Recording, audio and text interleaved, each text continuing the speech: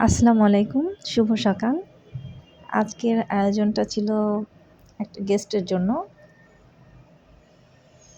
কিন্তু গেস্ট উপস্থিত হন নাই।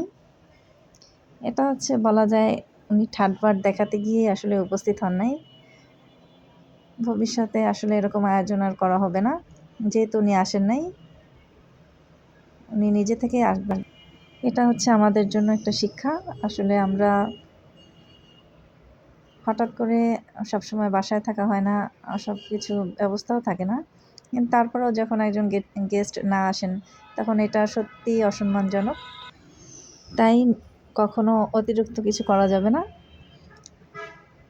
উপস্থিত মতো যা থাকবে সেটাই আসলে পরিবেশন করা অধিক শ্রেয়। সবাই আমরা নিজেদের কেয়ার নেব, নিজেদের নিয়ে ব্যস্ত থাকবো ইনশাআল্লাহ। অযথা এই মানুষগুলোকে নিয়ে আমরা সময় নষ্ট করব না। এর আগেও উনি আসার কথা বলেছিলেন, কিন্তু আসেন নাই। আসলে এটা আমাদের শিক্ষার জন্য বলা। অসংখ্য ধন্যবাদ।